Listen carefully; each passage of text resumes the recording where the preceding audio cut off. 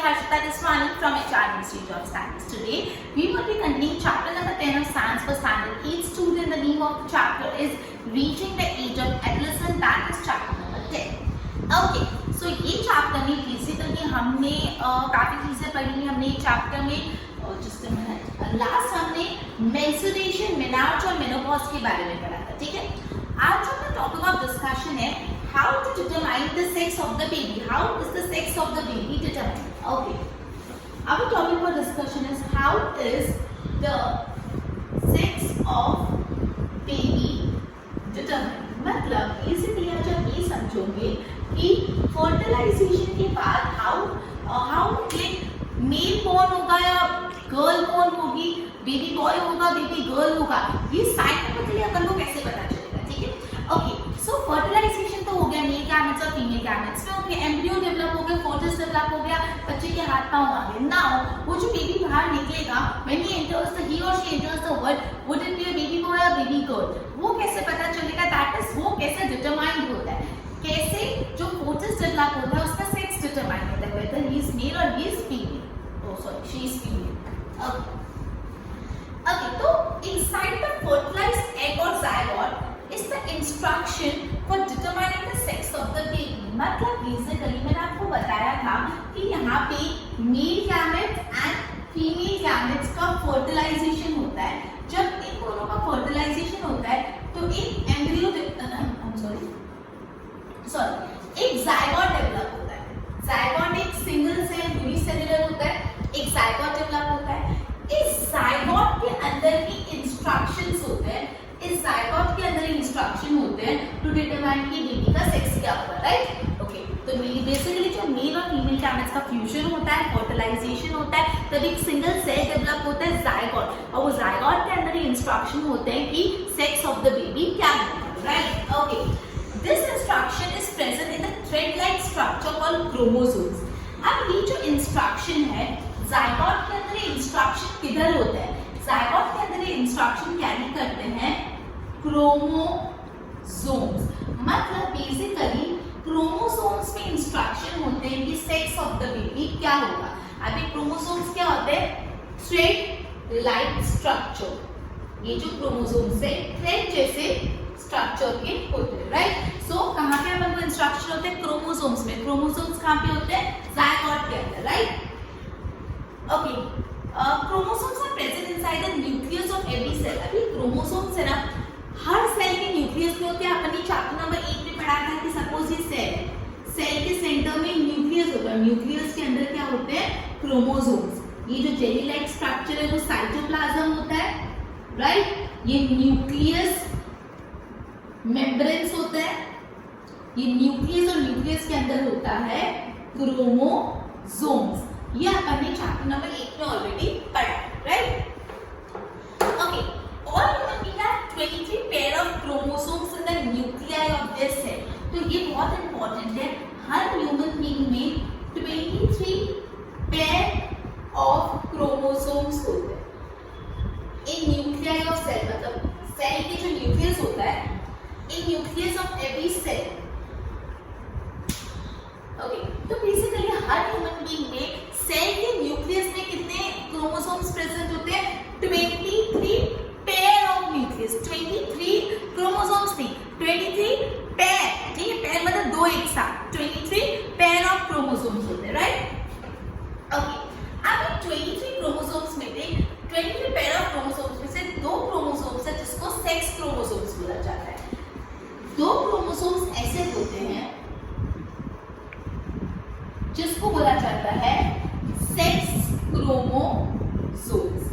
Because यहाँ पे तो इंस्ट्रक्शन होता है ना कि बेबी बॉय होगा कि बेबी गर्ल. अब ये सेक्स क्रोमोसोम्स कौन से होते हैं? X and Y. Clear? X and Y तो सेक्स क्रोमोसोम्स होते हैं.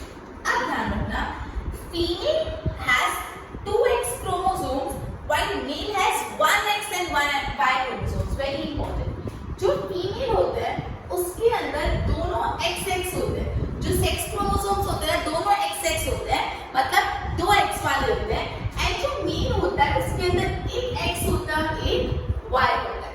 मतलब फीमेल के अंदर जो दो सेक्स क्रोमोसोम्स होते हैं वो दोनों X वाले होते हैं, और जो मेल के अंदर सेक्स क्रोमोसोम्स होते हैं वो एक एक्स होता है और एक वाई होता है। क्लियर? अच्छा, अब the gametes have only one set of chromosomes. The unfertilised egg always has one x chromosomes, but the sperm are two kind. One kind has X chromosome and the other is Y. अब देखो, अब जब male और female gametes मतलब male ये female gametes that is यहाँ पे egg हुआ और यहाँ पे male gamete that is sperm, इन दोनों का फर्टिलाइजेशन हो रहा है। इन दोनों के फर्टिलाइजेशन से एक जायगोट डेवलप हो रहा है, मतलब एक बेबी का एक छोटा सा सेल, एक सेल डेवलप हुआ। अब इसके अंदर देखो ऑलवेज एक फीमेल का और एक मेल का क्रोमोसोम्स आएगा, तो इन एनी केस एक्स तो आने ही वाला है क्योंकि फीमेल में भी एक एक्स है और मेल में भी एक एक्स है, दोनों में एक्स है, तो एक्स तो 100% आएगा। मतलब फीमेल से कोई भी क्रोमोसोम उठा के डाल दो, यहाँ पे देखो, यहाँ पे इसके अंदर जो होगा एक फीमेल का होगा, एक मेल से आएगा, तो फीमेल के अंदर से कोई भी उठा लो एक्स ही आने वाला है ना, फीमेल के अंदर से कोई भी उठा लो, मतलब जो फीमेल एग में से कोई भी क्रोमोसोम्स आए एक्स तो आने वाला है। अब मेल की बात आती है, या तो मेल स्पर्म में से एक्स क्रोमोसोम्स आएगा, अगर मेल या तो क्या होगा, फीमेल से तो एक्स है, या तो मेल स्पर्म से वाई क्रोमोसोम्स आएगा। अगर मेल स्पर्म से एक्स क्रोमोसोम आया तो एक्स एक्स वाले क्या होते हैं, एक्स एक्स वाले होते हैं फीमेल, तो जो बेबी डेवलप होगा वो क्या होगा, वो क्या होगी, फीमेल होगी। और अगर मेल स्पर्म से वाई क्रोमोसोम्स आया तो जो बेबी डेवलप होगा वो क्या होगा, male. Isn't it very scientific student? Okay, so basically जो बेबी का सेक्स डिटरमाइन होता है, लड़का हो गया लड़की हो, सिर्फ और सिर्फ किस पे डिपेंड करता है, मेल पे, मेल स्पर्म पे डिपेंड करता है, बिकॉज फीमेल के यहाँ से जो फीमेल एग है वहां से तो एक्स ही आने वाला है, बिकॉज फीमेल के पास दोनों एक्स क्रोमोसोम्स ही होते हैं। नॉट डिपेंड कि मेल स्पर्म में से एक्स क्रोमोसोम आता है कि वाई, अगर मेल में से एक्स आता है तो फीमेल एंड वाई आता है mail. Isn't this very scientific, logical, clear that? Let us move ahead. Okay, seeing the figure 10.4 when a sperm contain, यही चीज लिखी है आप लिखी की तरह समझना, फिगर 10.4 देखते रहना और बोल रही उसको समझते रहना। When a sperm containing X chromosome fertilize the egg, the zygote would have two X chromosomes and develop into a female child. बोला है when the sperm contain X chromosomes fertilize with the egg, जब X chromosomes वाला sperm egg के साथ fertilize होता है तो जो zygote develop हुआ उसके अंदर दो X chromosomes आ जाएंगे, मिलके तो बेबी गर्ल। आगे now the sperm contribute the Y chromosome to the egg, the zygote would develop into male child by बोला है। और अगर फीमेल स्पर्म से Y क्रोमोसोम आ रहा है तो एक X और एक Y will get a male child। clear? Now you know that sex chromosome of father determine the sex of an unborn child, कि जो चाइल्ड born होगा उसका सेक्स क्या होगा, वो किस पे डिपेंड करता है, फादर के क्रोमोसोम्स पे डिपेंड करता है, नॉट मदर। तो फादर के स्पर्म में से कौन से क्रोमोसोम्स आ रहे हैं उस पे डिपेंड करेगा कि बेबी का सेक्स क्या होगा। The belief that the mother is responsible for the sex of a baby is completely wrong, and to blame her for this is totally unjustified. You might have seen in many movies में देखा होगा, serial में देखा होगा कि लड़की born होती है तो फीमेल्स को बोला जाता है, right? But students, this is not scientific. Next time कोई बोले तो you need to inform that कि साइंटिफिक है नहीं। साइंटिफिकली जो भी बेबी का सेक्स डिटरमाइन होगा, मेल होगा या फीमेल, वो सिर्फ और सिर्फ फादर क्रोमोसोम्स पे डिपेंड करता है, मदर क्रोमोसोम पे नहीं डिपेंड करता। सो ये अपना टॉपिक था, how to determine the sex of a baby. Just let us recap in a minute. सबसे पहले मैंने ये पढ़ा कि जब मेल गैमेट्स और फीमेल गैमेट्स का फर्टिलाइजेशन होता है तो एक ज़ायगोट फॉर्म होता है। वो ज़ायगोट के अंदर इंस्ट्रक्शन होते हैं to determine the sex of baby, और ये जो इंस्ट्रक्शन है वो किसके अंदर होता है, क्रोमोसोम्स के अंदर। क्रोमोसोम्स क्या होता है, अ थ्रेड लाइक स्ट्रक्चर। टोटल कितने पेयर ऑफ क्रोमोसोम्स होते हैं ह्यूमन बॉडी में की दिखलाई में 23 पेयर ऑफ क्रोमोसोम्स। उसमें से कितने क्रोमोसोम्स, सेक्स क्रोमोसोम्स होते हैं 2, और कौन से होते हैं, X and Y. And this logic I have already clear many times, so I hope this point is very much clear to you. Okay, now let us proceed on the next topic, hormones other than sex hormones. Okay students, do you remember हमने hormones क्या होता है वो पढ़ा था? Just give me a second. Okay just give me a minute. Okay students, तो हमने last session में आई गेस ये पढ़ा था कि हार्मोन्स क्या होते हैं. लास्ट सेशन में हमने हार्मोन्स क्या होते हैं वो पढ़ा था. सो हार्मोन्स एक केमिकल सब्सटेंस होते हैं, ये हमने पढ़ा था. एंड जो भी चेंजेस होते हैं बॉडी में during the time of adolescence, heads grow होना, हाइट अचानक बढ़ जाना, वेस्ट के नीचे वाला पार्ट ग्रो हो जाना, आर्म पे हेयर्स आना, ठीक है. तो या ये सारे जो चेंजेस होते हैं, वॉइस शार्प हो जाना, हॉर्स हो जाना, डीप हो जाना, शोल्डर ब्रॉडन हो जाना, ये सब किस में डिपेंड करता है? हार्मोन्स पे. और हमने ये भी समझते दो सेक्स हार्मोन पढ़े थे, टेस्टोस्टेरोन एंड एस्ट्रोजन. जो मेल होते हैं उसमें टेस्टोस्टेरोन होता है और जो फीमेल होते हैं उसमें कौन सा सेक्स हार्मोन होता है? एस्ट्रोजन. लेकिन ये तो थी सेक्स हार्मोन की बात. अब हम पढ़ने वाले hormones other than sex hormone. Other than sex hormones. Sex hormones के अलावा दूसरे कौन से हार्मोन्स होते हैं? ठीक है. So very important student, the hormone secreted at pituitary stimulate testis and ovary produce, ये हमने ऑलरेडी पढ़ा है. Apart from pituitary, testis and ovary, there are other endocrine glands in the body such as. अब और कौन-कौन से glands की आपने एंडोक्राइन ग्लैंड्स अपने पढ़ी थी. और कौन-कौन से एंडोक्राइन ग्लैंड्स होती है? थायराइड ग्लैंड्स होती है, पैंक्रियास होते हैं, एड्रेनल ग्लैंड्स होते हैं. थायराइड ग्लैंड्स होती है, पैंक्रियास ग्लैंड्स होती है एंड एड्रेनल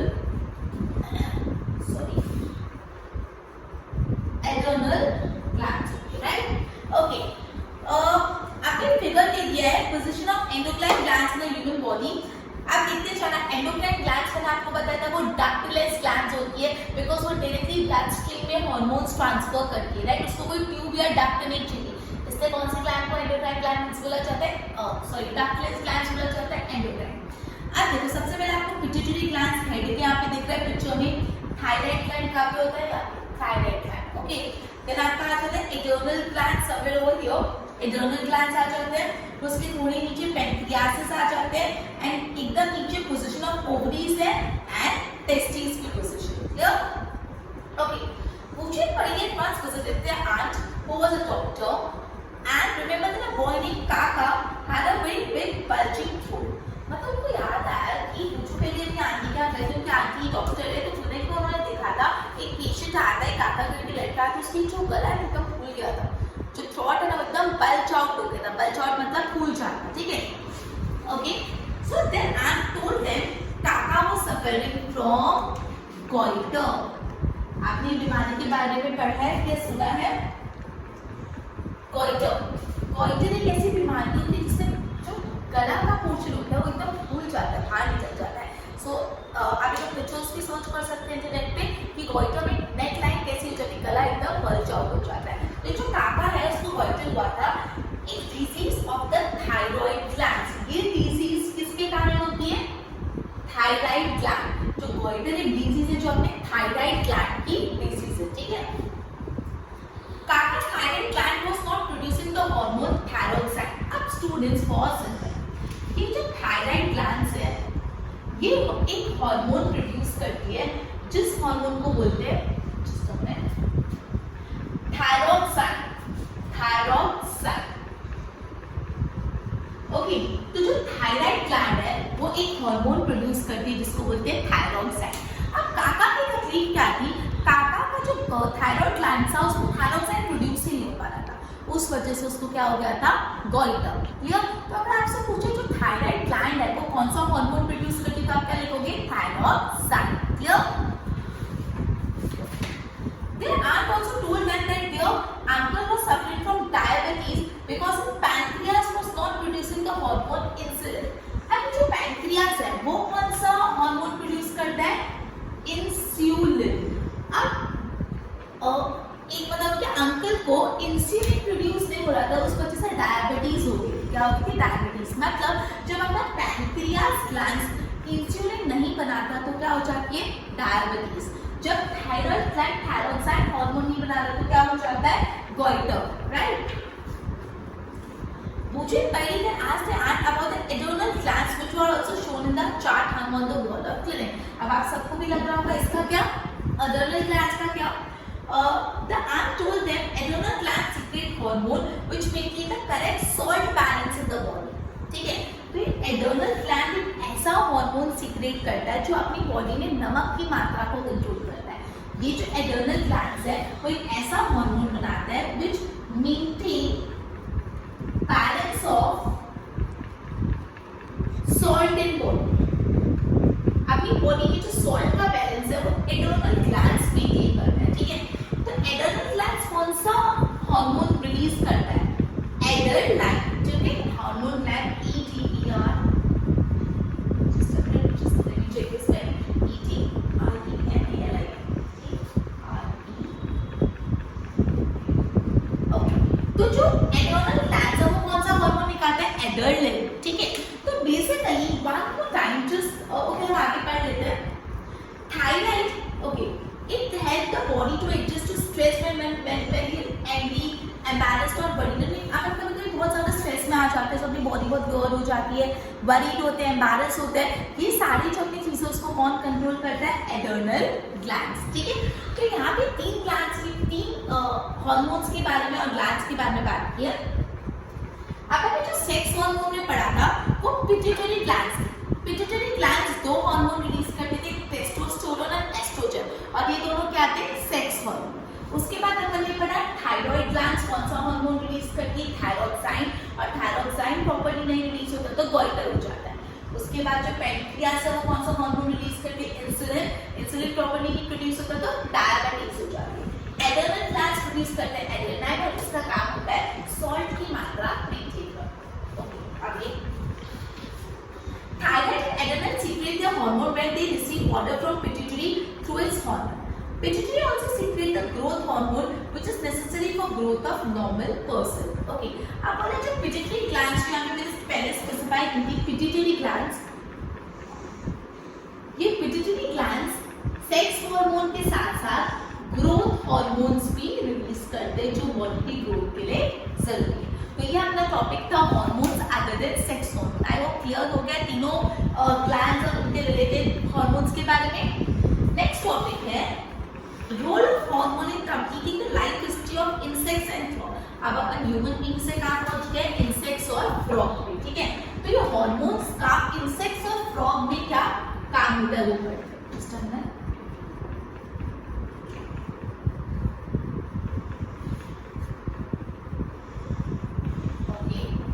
अपन पढ़ रहे हैं role of hormones in completing the life history of insect and frog. In completing life history of insects and frog.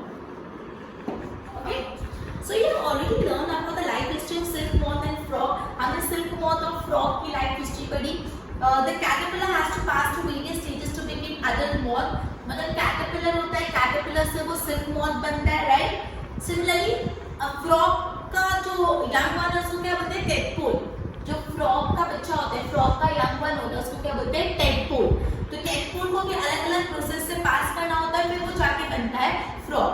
The changes from larva to adult is called metamorphosis. I think हमने पहले भी पढ़ा है, one more time I'm letting you know।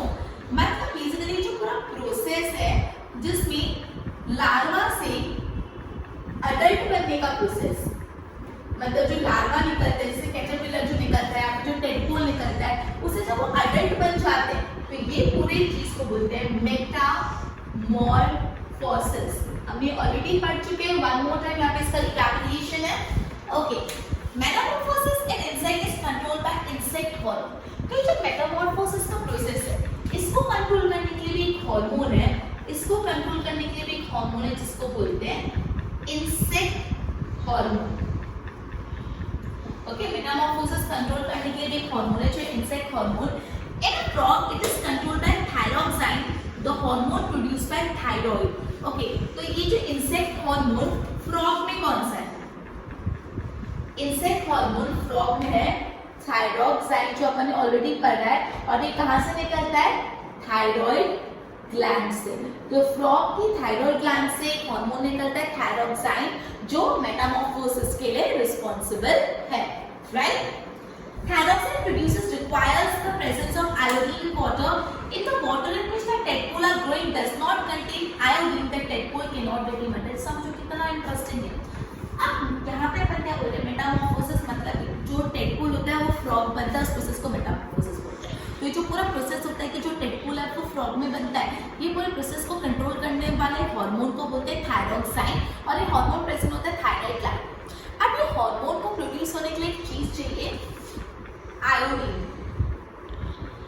अगर जिस पानी में tadpole grow हो रहा है उस पानी में आयोडीन नहीं है, अगर उस पानी में आयोडीन नहीं है तो टेडपोल कभी अडल्ट बन ही नहीं पाएगा। समझ लो, जिस पानी में टेडपोल ग्रो हो रहा है उस पानी में अगर आयोडीन कम है या है ही नहीं तो वो टेडपोल कभी भी अडल्ट में कन्वर्ट ही नहीं हो पाएगा। It's a clear student, isn't it very interesting. चलो ओके, तो इन जो हमेशा जो ह्यूमन बीइंग में गोइटर होता है ना, वो क्यों होता है, आयोडीन की कमी के कारण। आयोडीन के कमी के कारण गोइटर होता है, क्लियर।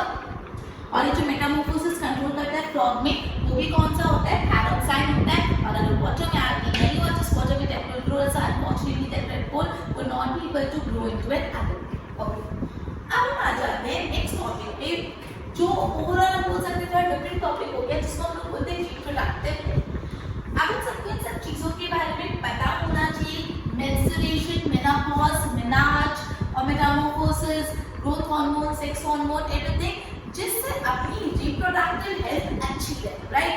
तो ये सारी चीजें बहुत ही ज्यादा नेसेसिटी है to maintain our reproductive health. तो हम अपने इस टॉपिक को हाईलाइट करेंगे, that is reproductive health. Next topic that we are starting is reproductive health. Okay.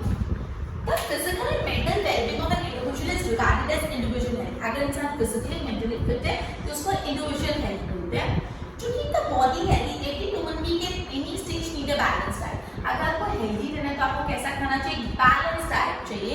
The person must also observe personal hygiene and undertake adequate physical exercise. मतलब खाना balance लो, balance diet लो, hygienic रहो, साफ सुथरा रहो, and proper exercise करो। मतलब you should take balance diet, you should have proper hygiene of your body and you should do exercise, right. Adolescent में these became even more necessary as the body is growing. Now specially जो adolescent उम्र में, जब आप 13 से 20 years की as में हो, तो प्रॉपर डाइट लेना, बैलेंस डाइट लेना, एक्सरसाइज करना, हाइजीनिक रहना, ये सबसे ज्यादा इंपॉर्टेंट हो जाता है, क्लियर। अब पढ़ रहे इसी पॉइंट में nutrition need at the time of adolescence. Nutritional need पढ़ रहे हैं एडोलेसेंस की, कि एक एडोलेसेंस को न्यूट्रिशन कितना और कैसा मिलना चाहिए, ठीक है। Adolescence is stage of rapid growth and development. Basically जो टाइम होता है टीनेज टाइम, तब सबसे ज्यादा बच्चे की ग्रोथ होती है, ये रैपिड एज होती है ये ग्रोथ की, ठीक है। Hence a diet for an adolescent has to be carefully planned. इसलिए जो adolescent होता है उसकी डाइट को बहुत अच्छे से प्लान करना पड़ता है। हमने बैलेंस डाइट की बात में पढ़ा है। बैलेंस डाइट मतलब ऐसा नहीं जिसमें प्रॉपर प्रोटीन हो, कार्बोहाइड्रेट हो, फैट्स हो, विटामिन्स हो, इन द रिक्विजिट प्रपोर्शन। जितनी मात्रा में नेसेसिटी है उतना, ना कम ना ज्यादा। प्रोटीन, विटामिन, फैट्स, कार्बोहाइड्रेट, हर चीज कैसे प्रपोर्शन में होना चाहिए, एक रिक्विजिट प्रपोर्शन में होना चाहिए। अब इंडियन मील, हमारा इंडियन मील के जो रोटी, चावल, दाल एंड वेजिटेबल, ये बैलेंस्ड मील। रोटी, दाल, चावल, ये एक बैलेंस्ड मील है। जो आप जंक फूड खाते हो, बैलेंस डाइट नहीं है स्टूडेंट्स। अपना बैलेंस्ड मील, बैलेंस डाइट है, रोटी, चावल, दाल, right. Balance milk is a balance food itself. Milk खुद ही एक बैलेंस फूड है। फ्रूट्स ऑल्सो, फ्रूट से भी नरिशमेंट मिलता है। फॉर इन्फेंट्स, मतलब जो छोटे बच्चे होते हैं उनके लिए मदर का मिल्क सबसे बेस्ट होता है, ठीक है। जो इन्फेंट्स होते हैं उनके लिए मदर मिल्क सबसे बेस्ट होता है। मतलब बैलेंस डाइट में आपका इंडियन फूड, रोटी, सब्जी, दाल, चावल, राइट, फ्रूट्स एंड मिल्क, ये सारी चीजें अगर प्रॉपर प्रपोर्शन में लोगे so you would have a balance diet and आपका प्रॉपर नरिशिंग होगा, बॉडी ग्रोथ अच्छा होगा and you would have a fit life, right. Okay, आगे क्या लिखा है, iron with blood and iron rich food. Iron because of student, मैंने आपको बताया था इंडियन मील लेने का। इंडियन मील में क्या कहते हैं, रोटी, चावल, दाल, सब्जी, राइट, मिल्क, फ्रूट्स एंड साथ ही साथ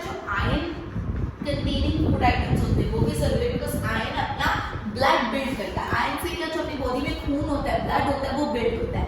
सो आयरन का बिल्ड करता है blood.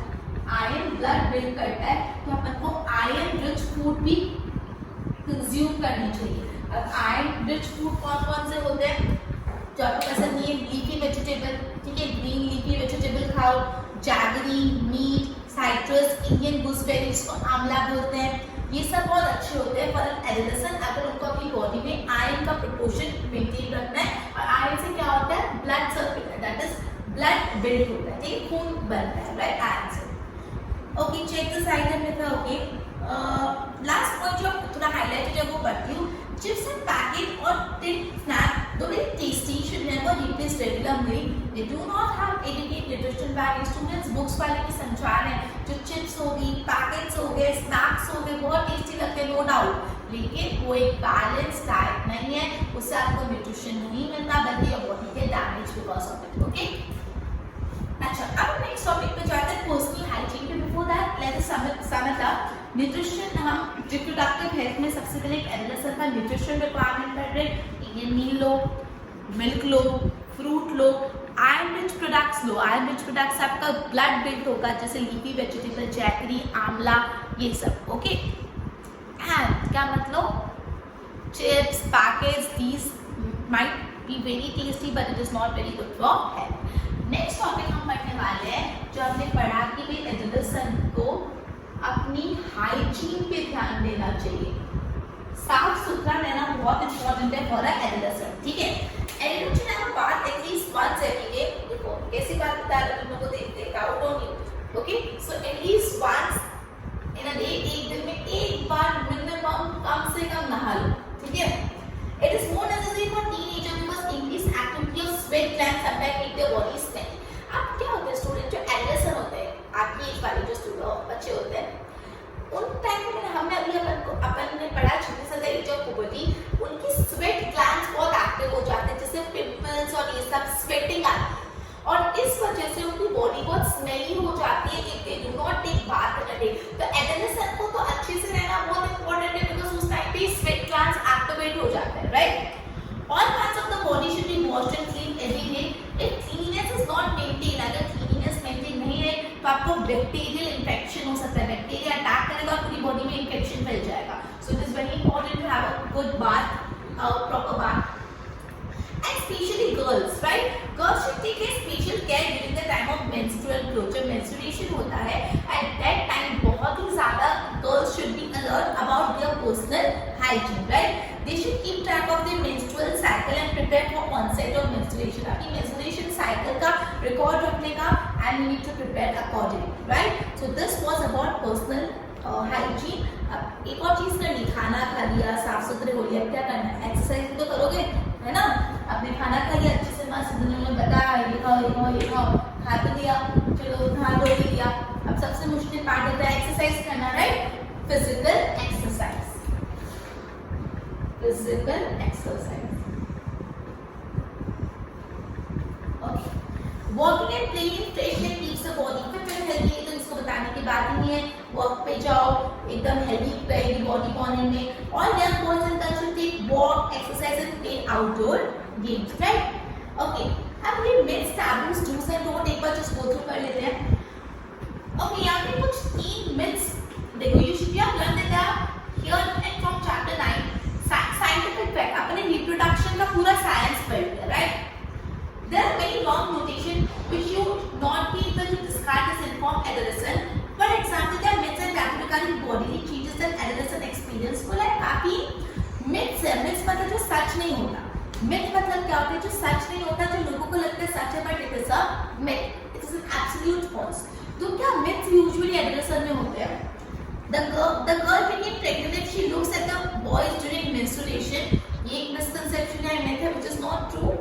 The mother is responsible for the sex of her children. एक आज ही पढ़ा, is the mother responsible for sex? No, a father is responsible for the sex of child. The girl should not allowed to work in the kitchen during menstruation. Okay. Okay. After that, next topic is say no to drugs. Okay. Adolescence is a period of much activity in body and mind, which is a normal part of growing up. अभी body और अपना mind ज़्यादा तेजी से चलता है adolescence में. हम लोगों का तो नॉर्मल चलता है, लेकिन तुम्हारा ज़्यादा फास्ट चलता है. बॉडी एंड माइंड दोनों, ठीक है।